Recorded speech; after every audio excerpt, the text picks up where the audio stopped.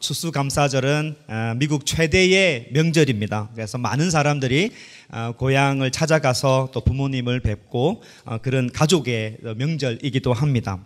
잘 아시다시피 추수감사절은 영국 청교도들이 미국 대륙에 넘어와서 혹독한 정착 과정을 거치면서 그 도와줬던 인디언들과 함께 1621년 함께 감사의 마음을 나누었던 것을 기념해서 이런저런 역사의 과정을 거쳐서 11월 넷째 주 목요일에 추수감사절로 지키고 있습니다. 미국은 그렇지만 나라마다 추수감사절이 다른 것 여러분 아시죠? 네덜란드는 11월 첫째 주 수요일에 추수감사의 날이라고 드리고 있고, 가까이에 있는 캐나다는 10월 둘째 주에 지키고 있습니다. 영국은 렛마스데이라고 그래서 8월 달에 지켜집니다.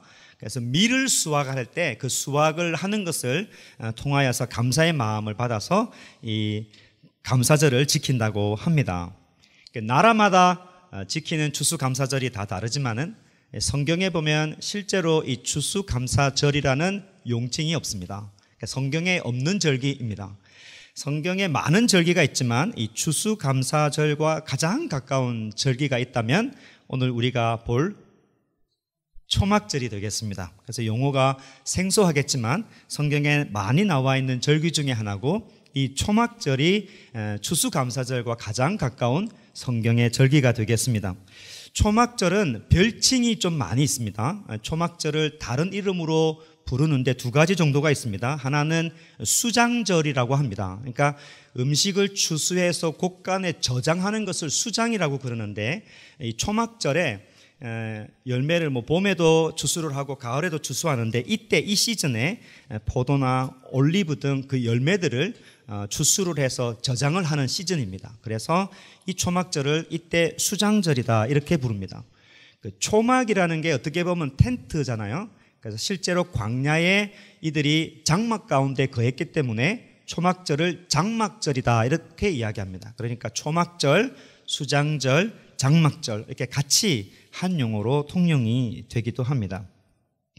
오늘 우리 추수감사절을 맞이해서 그 의미와 가장 가까운 초막절을 느헤미야 이렇게 강해하는 가운데 우연찮게 같이 살펴볼 수 있다는 것은 그것도 참 묘하다 이런 생각을 한번 해보고, 특별히 더 큰 의미가 있다라고 생각이 됩니다. 왜냐하면 성경에 나와 있는 많은 초막절 중에 오늘 본문에 나와 있는 이 초막절을 보면 백성들이 상당히 기뻐했다, 그 기쁨이 지극히 크다라고 표현되어 있기 때문에 그 기쁨을 우리가 어떻게 함께 누릴 수 있을까라고 생각해 볼 수 있기 때문입니다.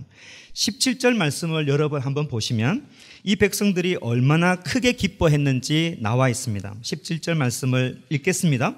사로잡혔다가 돌아온 회중이 다 초막을 짓고 그 안에서 가하니 눈의 아들 여호수아 때로부터 그날까지 이스라엘 자손이 이같이 행한 일이 없었으므로 이에 크게 기뻐하며 라고 되어 있습니다. 기뻐했다는 것만 해도 큰데 크게 기뻐했다고 했습니다. 그런데 원어에 보면 또 수식하는 부사가 하나 더 있습니다. 그러니까 너무 수식을 하다 보니까 빠진 것 같은데, 하나 부사가 뭐냐면 매우라는 말이 하나 더 있습니다. 그러니까 크게 기뻐했는데 매우 크게 기뻐했다, 이런 그 기쁨이 엄청 크다는 것을 이야기하고 있습니다. 더불어서 이 기쁨의 크기가 얼마나 컸는지 여기에 보면 오랜 기간 동안에, 그러니까 여호수아로 때부터 지금까지 해서 이런 초막절을 지킨 적이 없다, 이 초막절이 굉장히 유니크하다, 특별하다라고 그 기간을 두고 있습니다. 여기서 잠깐 여러분이 조금 성경을 공부하고 말씀을 이해하는 데 도움을 드리기 위해서 여기서 말하는 여호수아 때부터 해서 지금까지라면 대략 시간이 얼마 정도 될까요? 여호수아면 여러분 성경책에 창세기, 출애굽기, 레위기, 민수기, 신명기 이렇게 가잖아요. 여호수아가 있다면 그 이후로부터 해서 사사기 시대가 있습니다. 그리고 사사기 시대가 종결하고 세 명의 왕으로 해서 통일왕국이 이루는 통일왕국 시대가 있고, 그 나라가 남쪽 북쪽으로 찢어져서 분열왕국 시대가 있습니다. 그래서 쭉 지내오다가 다 망하고 포로로 잡혀갔던 포로의 시대가 있고, 우리가 지금 살펴보고 있는 것처럼 1차, 2차, 3차에 걸쳐서 포로에서 귀환한 시대가 있습니다. 오늘 본문에도 이스라엘 백성들이 바벨론 포로에서 건너와서 오늘의 초막절을 지키는 데만 해도 적어도 150년이라는 시간이 흐른 겁니다. 그러니까 여호수아 때로부터 이 같은 초막절을 지킨 일이 없다라고 말할 때는 쭉 계산해 보면 미니멈 1000년 이상의 세월이 흘렀습니다. 그러니까 1000년 동안에 이런 초막절을 지킨 적이 없다라고 오늘 표현을 하고 있습니다. 성경을 보면 초막절을 아예 지키지 않은 건 아닙니다. 솔로몬도 초막절을 지켰다는 내용이 열왕기 상하, 역대상하 이렇게 나오고요.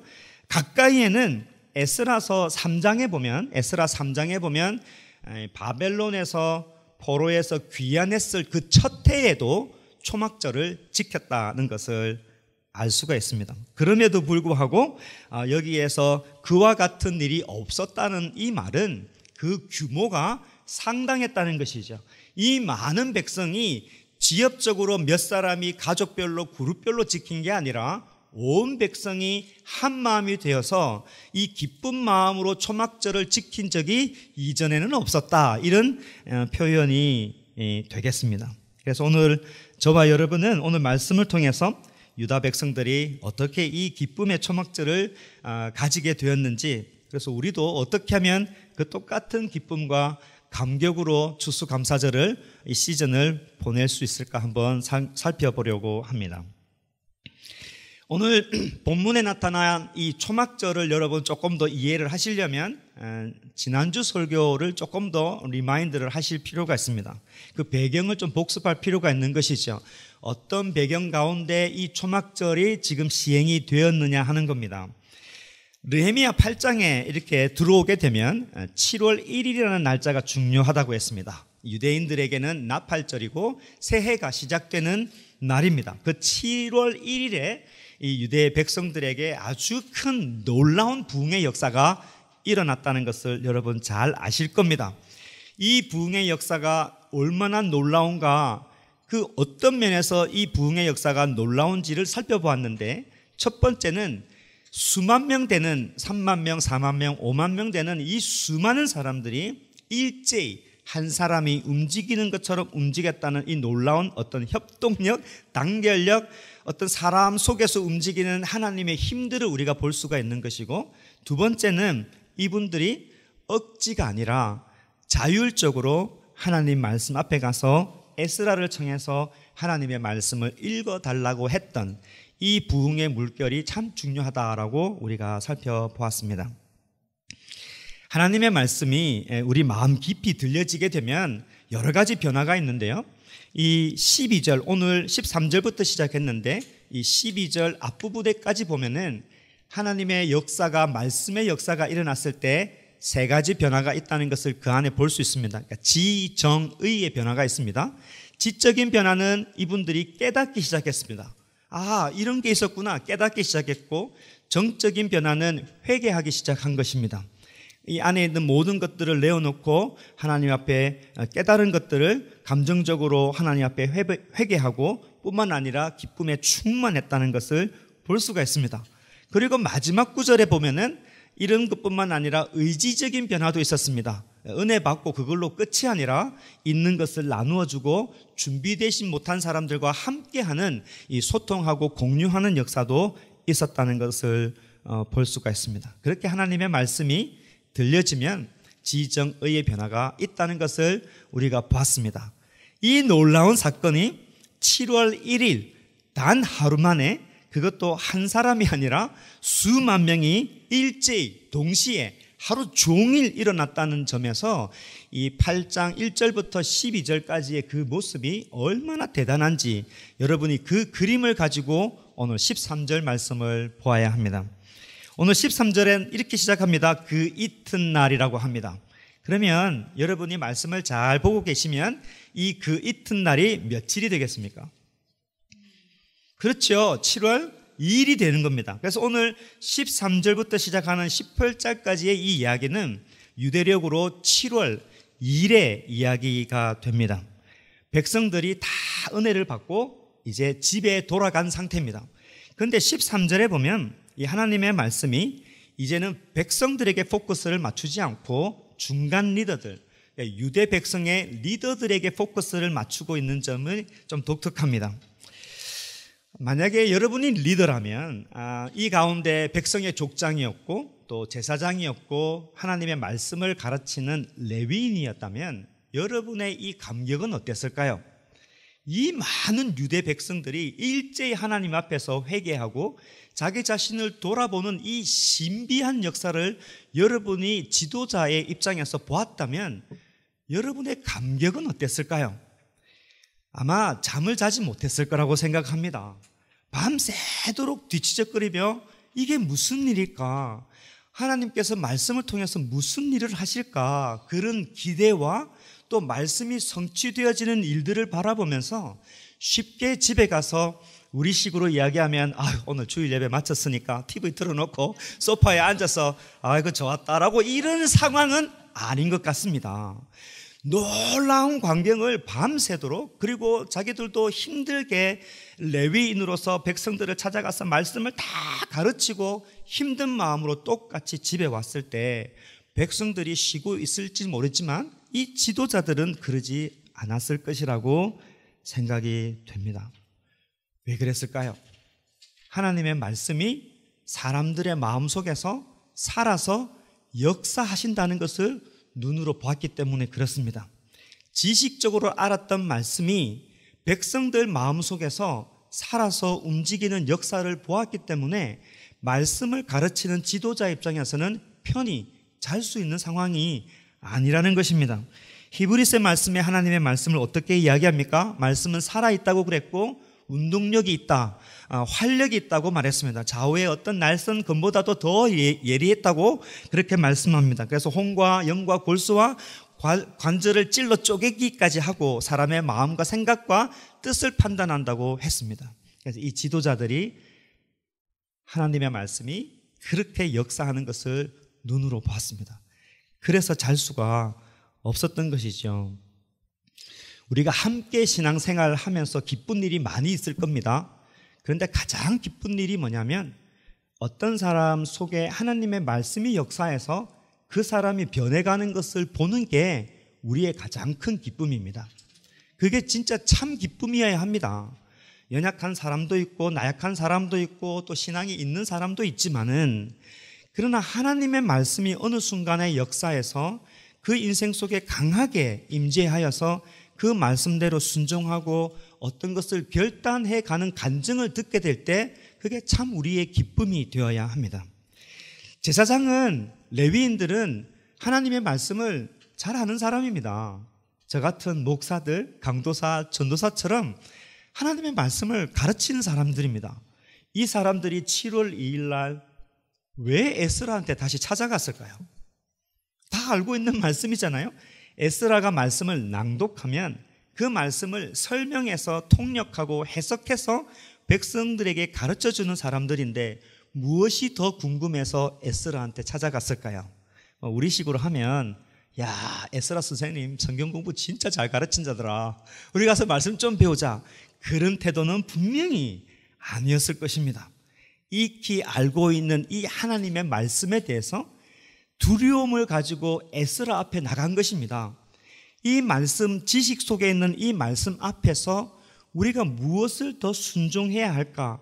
지금 이 타이밍에 우리가 순종하지 못한 게 무엇이 있을까? 그 두려운 마음을 가지고 에스라 앞에 간절한 마음으로 지금 역사하고 있는 하나님의 말씀을 좀 더 잡기 위해서 에스라에게 나갔던 것입니다. 이게 너무 중요한 것이죠. 제가 최근에 몇 번 자주 듣는 말이 있습니다. 무슨 말일까요? 어제도 듣고 그제도 들었는데 목사님 교회가 변화돼서 참 좋겠어요, 이런 말 한번 들었고, 사람 수가 많아져서 참 좋겠습니다, 이런 말씀을 들었습니다. 근데 제가 물론 좋지요. 없는 것보다 50명이 좋고 100명이 좋고 100명보다 1000명이 있으면 당연히 여러분도 안 좋겠습니까? 그죠? 없는 것보다 있는 게 낫죠.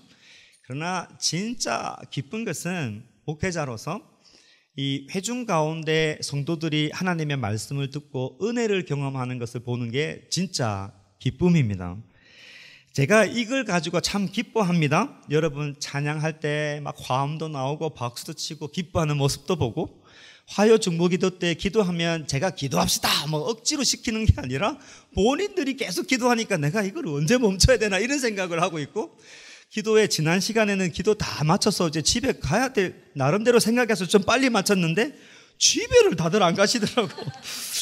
예, 그런 역사들, 갈급한 마음들, 좀 더 기도해야겠다는 마음들, 어떤 분들은 목사님 밤 12시까지 기도해도 돼요 이런 말을 들을 때 오는 그 기쁨이 있습니다. 하나님의 말씀이 살아서 역사하는 것이죠. 그 말씀대로 살려고 하고, 말씀 속에서 은혜를 사모하려고 하고, 그 받은 말씀을 받아서 살아가려고 하는 노력들이 보이니까 설교자 제 입장에서는 이전과 같지 않습니다. 말씀을 볼 때 더 깊이 보려고 하고, 원고를 옛날에는 그냥 가이드라인만 이렇게 쳐가지고 소위 말하면 그냥 오는 영감대로 설교를 했다면, 그럴 수 없으니까 진짜 말하는 한마디 한마디를 다 쳐서 지우고 또 치고 지우고, 그러다가 어려운 말이 나오면 은식이도 있지만 리사가리 앉아있으면 이 단어를 알까 그러면 또 편하게 해서 최대한 쉬운 말로 고쳐나가면서 말씀을 이렇게 준비하고, 그러다 좀 막히면 더 묵상하고 더 하나님 앞에 기도하며 나가는 겁니다. 아마 여기 제사장과 레위인들이 그랬을 것입니다. 백성들 속에 임하는 하나님의 말씀을 보고 그 겸손한 마음으로 에스라에게 나간 겁니다. 그래서 에스라가 많은 말씀들을 했겠죠. 그 중에 들었던 말씀이 14절의 말씀입니다. 율법에 기록된 바를 본즉 여호와께서 모세를 통하여 명령하시기를 이스라엘 자손은 7째 날 절기에 초막에 거해야 된다. 이 초막절에 대한 말씀을 이렇게 잡은 것입니다. 질문은 왜 많고 많은 유대 절기 중에 하필이면 초막절에 이분들이 관심을 가졌을까 하는 것이죠. 초막절에 관련된 말씀이 레위기서 23장에 있습니다. 그래서 주부에 제가 좀 오늘 인용되는 말씀이 많아서 넣어놨는데요. 레위기서 23장에 보면 이 초막절에 대한 말씀이 있습니다. 이스라엘 자손에게 말하여 이르라. 7째 날, 이 말이 7월이라는 뜻입니다. 15째 날 15일이라는 말입니다. 이 날은 초막절이니 여호와를 위하여 1회 동안 7일 동안 지킬 것이고, 첫날에는 성회로 모이고 노동하지 말고 1일 동안 하나님 앞에 화제로 드리고, 그 다음 8일째 되는 날에 너희도 성회로 모여서 여호와께 화제를 드릴지니 이는 거룩한 되라. 너는 어떤 노동도 하지 말아라 라고 초막절에 대해서 명쾌하게 어떻게 지킬 것인가를 하나님께서 말씀해 주셨습니다. 이걸 보면 이 지금 백성들이 왜 초막절에 주목했는지를 알 수가 있습니다. 왜냐하면 제일 가까운 날이 초막절이기 때문입니다. 지금이 7월 2일이니까 10 며칠 뒤면 15일이 됩니까? 네, 정신을 차릴지어다. 12일, 13일 뒤면은 초막절이 시작되기 때문에 여호와의 절기를 지켜야 되는 이 입장에서는 이 말씀 초막절을 주목하게 됩니다. 그런데 거기에서 멈출 수가 없었습니다. 어떻게 초막절을 지켜야 되는지에 대해서 관심을 가졌겠죠. 그래서 레위기 같은 장 23장 43절에 보면 하나님께서 초막절을 왜 지켜야 되는지 그 이유를 말씀합니다.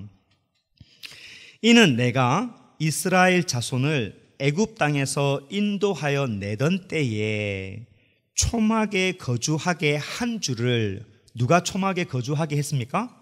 하나님께서 그렇게 하셨습니다. 하나님께서 초막에 거주하게 한 주를 너희 대대로 너희 후손이 알게 함이라, 이렇게 말씀하시면서 나는 너희의 하나님 여호와니라 라고 말씀을 합니다. 초막절을 지켜야 했던 이유가 무엇입니까? 기억하기 위함입니다. 조상들이 출애굽하여서 광야에 살 때 하나님께서 이들에게 초막에 살도록 하셨고, 그 이유를 하나님께서 말씀을 하시는데, 너희의 후손들이 초막절을 계속 지켜나가면서 너희의 조상들이 광야에 초막에서 살았다는 것을 영원토록 기억해야 된다라고 말씀하셨습니다. 자, 그렇다면 이제 오늘 설교의 요점이 되는데, 광야에서 초막에서 살아야 되고 우리가 그것을 기억해야 되는 이유가 무엇입니까? 오늘 땡스기빙 날 이 이유가, 이 답이 오늘 설교에 적용이 되는 것입니다. 애굽으로 다시 돌아가 봅시다. 여러분, 애굽에서 이스라엘 백성들이 번성하였을 때 또 나라의 정권이 바뀌어서 이분들이 힘들어졌습니다. 그래서 하나님 앞에 울부짖고 하니까 그 울음을 들었습니다. 애굽의 생활도 힘들었지만 모세를 통해서 출애굽하는 과정도 쉬운 과정이 아니었습니다. 그것도 어려웠는데 실제로 어려운 생활이 언제일까요? 광야의 생활. 40년의 이 광야의 생활이 정말 어려웠습니다. 마치 우리로 치면은 구원받은 것도 감사하지만은 그것도 기적이지만은 예수님 믿고 살아보니까 예수님 믿고 살아간다는 자체가 진짜 힘들다. 우리의 삶의 모습을 반영을 하는 것이죠. 제가 이스라엘 순례를 한번 간 적이 있었는데, 그래서 이집트를 통해서 이 출애굽했던 그 여정을 따라 가본 적이 있었습니다. 그래서 그 여정이 얼마나 힘든지 해서 사막을 한번 걸어본 적이 있었습니다. 무진장하게 뜨겁습니다. 발을 담글 수가 없었습니다.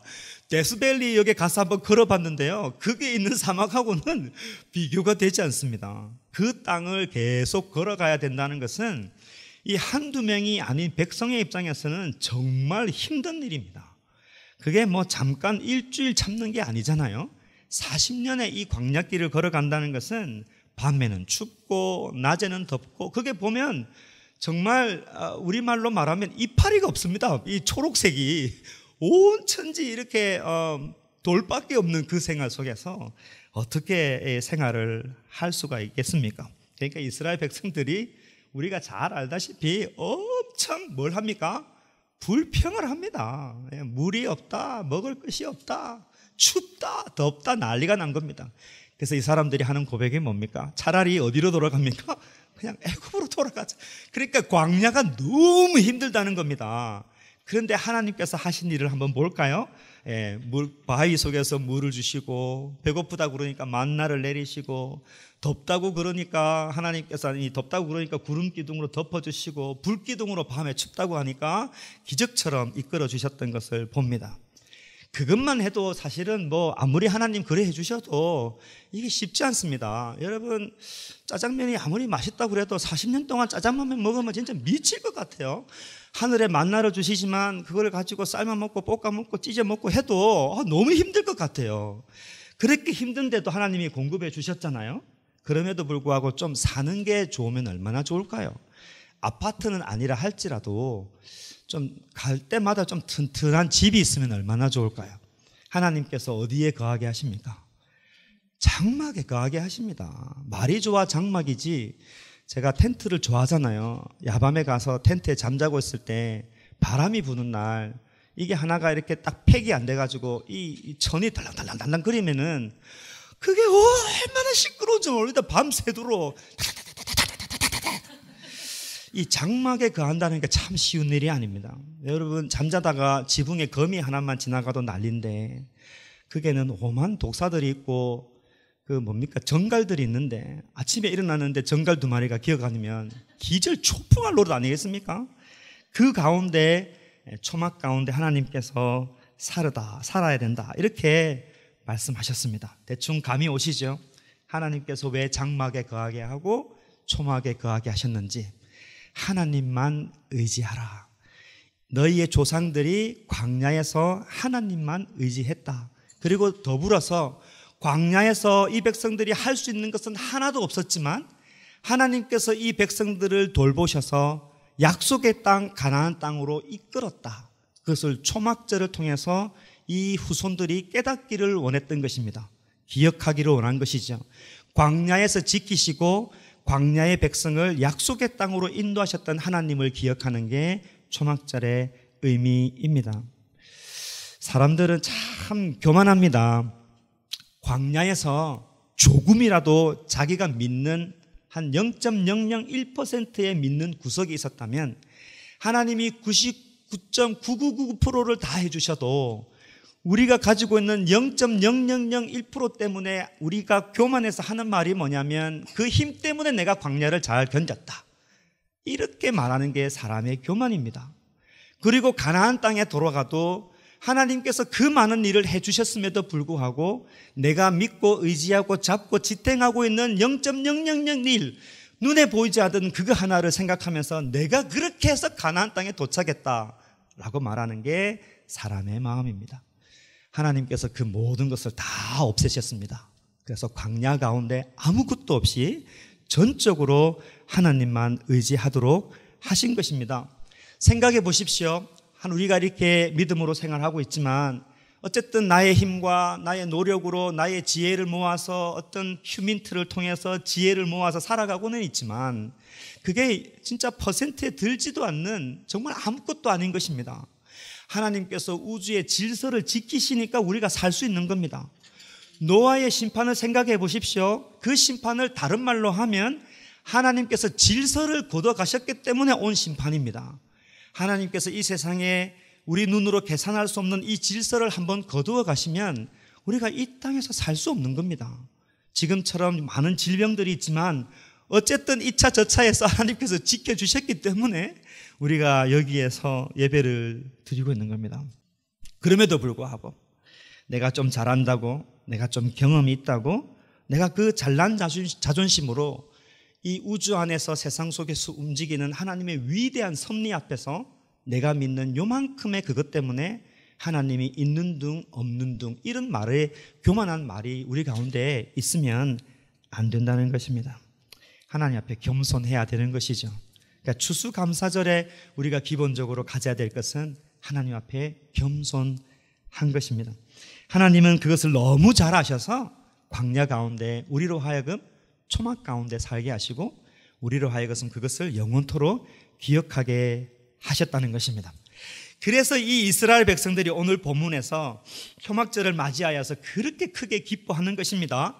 15절, 16절 지나가 보면 지도자들이 초막절을 지켜라 라고 이렇게 말씀을 하고 있지만 그 말씀만 들어서 순종했겠습니까? 왜 초막절을 지켜야 되는지도 백성들이 다 알았을 것입니다. 그 말씀을 통해서 자기 자신을 돌이켜보니까 그렇구나, 애굽에서 우리 조상들이 나왔던 것처럼 우리가 바벨론 포로에서 살았을 때 우리가 정말 아무것도 할 수 없을 때 포로 주제에 뭘 할 수가 있었겠습니까? 그러나 하나님께서 그 가운데서 우리를 지키시고 에스라와 같이 말씀을 사모한 사람을 만드시고 느헤미야처럼 지도자를 하나님께서 준비해 주시고 세상의 나라를 바꾸시고 이방의 왕을 준비시키셔서 우리가 마침내 이렇게 언약의 땅에 왔구나, 이것을 생각하니까 이 초막절이 너무 의미가 있는 것입니다. 그래서 이 백성들이 모여서 하나님께서 그 광야 가운데서 우리를 건져내 주시고 이 언약의 땅, 약속의 땅에 머물게 하시고 그 땅에서 초막을 짓고 주변에 있는 그 오랫동안 정말 힘들 가운데 지켰던 그 놀라운 성벽들을 바라보면서 얼마나 이 마음에 기쁨이 가득했겠습니까? 신약에 넘어오면 이 초막절을 통해서 더 감격할 수 있는 일이 생깁니다. 이 초막절이 처음에는 초막을 지어라라고 됐지만 이 초막절이 쭉쭉 계승이 되다 보니까 그 안에 많은 예식들이 생겼는데 초대교회쯤에 와보면 이 초막절을 지키면서 실로암 연못갓에 가서 그 연못을 들여다가 제단에 부어서 그 제단에 물이 졸졸졸졸 흐르도록 하는 어떤 의식이 생겼고 초막절 지키는 중에 중요한 의식 중에 하나입니다. 무엇을 상징하기 위함입니까? 네, 모세가 행하였던 그 바위 속에 물이 흘러내렸던 것을 기념하기 위해서 그 일해 동안에 계속 그 일을 하는 것입니다. 요한복음 7장에 가보면 이런 말씀이 나옵니다. 여러분 가이드라인에도 있고요. 명절 끝날, 이 날이 언제일까요? 초막절 마지막 날이 됩니다. 명절 끝날에, 큰 날에 예수께서 서서 외쳐 이르시되 누구든지 목마르거든 내게로 와서 마시라. 나를 믿는 자는 성경의 이름과 같이 그 배에서 생수의 강이 흘러나오리라 하시니 이는 그 믿는 자들이 받을 무엇입니까? 성령을 가르쳐 하는 말씀이니라. 얼마나 감격스럽습니까? 우리가 이 광야 같은 삶 가운데 살아갈 때 하나님께서 우리를 내버려 두지 아니하시고 성령님을 우리 가운데 보내주시고 하나님과 동행할 수 있는 삶을 우리 가운데 열어주신 것입니다. 우리가 이것을 믿고 감사해야 합니다. 하나님께서 우리를 내버려 두지 아니하시고 예정하시고 선택해 주시고 우리 죄를 사하기 위해서 아들 예수 그리스도를 보내주셔서 그 십자가의 보혈의 공로를 우리가 믿게 하시고 그뿐만 아니라 이 땅에 살아갈 때 성령님을 보내주셔서 믿음 안에 경고케 하시고 그 천성을 향해서 갈 때 혼자 가지 아니하고 날마다 우리를 도우시는 성령님이 있도록 하여서 우리의 광야의 생활이 풍성하도록 해 주신 것입니다. 얼마나 감사합니까? 우리가 오늘 땡스기빙 보낼 때 감사해야 될 일들입니다. 제가 말씀을 맺으려고 하는데요, 저는 한문을 잘 못합니다. 우리 목사님은 참 한문을 잘 하시는데 참 부럽습니다. 땡스기빙을 맞이하여서 추수감사절 해서 그 감사를 한문으로 찾아보니까 이렇더라고요. 느낄 감에 살해할 사자랍니다. 감사, 느낌을 살해해야 된다는 말이니까 또 살해가 무슨 뜻이지 몰라서 사자를 또 찾아봤습니다. 그 사자를 보니까 두 단어가 이렇게 뭉쳐져서 한 단어가 되었는데 말씀 언변에 화살을 쏘에 그 쏘을 사자가 붙어 있어서 사자입니다. 그러니까 말을 쏜다는 것이죠. 우리가 느껴져 있던 감사와 감격의 이 마음을 쏘는 것이 감사다라고 참 좋은 표현인 것 같습니다. 그러니까 마음속에 너무 고맙다, 하나님 너무 감사합니다, 여보 너무 감사해, 당신 너무 감사해 라고 생각만 하면 그건 감사가 아니고 감격이라는 것이죠. 말로 표현하는 게 감사라는 것입니다. 그러면 이제 오늘 말씀을 맺습니다. 우리 데살로니가 전서 5장 18절 말씀에 범사에 감사하라, 이것이 그리스도 예수 안에서 너희를 향하신 하나님의 뜻이니라. 이 감사의 마음은 표현하는 것입니다. 땡스기빙 때 말로 표현 많이 하시기를 바랍니다. 여보 고맙습니다, 당신 참아줘서 감사해요, 이렇게 남자들을 꼭 물으면은 나 그래 알고 있다니까 나가 이렇게 하는데 그거는 감사가 아니고 감격입니다. 표현하시기를 바라고요. 고린도후서 5장 1절 말씀에 우리의 삶을 장막의 삶이라고 말씀합니다. 보니까 우리 땅에 있는 우리의 장막집이 무너지면 하나님께서 지으신 집, 곧 손으로 지으신 것이 아니요 하늘에 있는 영원한 집이 우리에게 있는 줄 아느니라 라고 말씀을 합니다. 땡스기빙, 추수감사절을 맞이하여서 감사를 표현 많이 하시고, 이 감사 가운데 우리가 지켜야 될 것은 두 가지입니다. 기억해야 될 것은, 하나님 앞에 오늘 기도하면서 나갈 때 고백하고 표현할 것은 두 가지입니다. 하나님, 광야의 삶 가운데 성령님을 보내주셔서 이겨나갈 수 있도록 함께 해주셔서 너무너무 감사합니다. 우리 기도로 말로 표현해야 합니다. 또 하나는 우리를 끊임없이 인도하셔서 저 천성으로 향하여서 우리를 인도하실 하나님 너무 감사합니다라고 표현해야 합니다. 오늘 여러분이 이 일주일 동안의 삶을 살면서 만나는 사람마다 이것을 좀 표현해서 여러분 가운데 기쁨이 충만해지기를 바랍니다.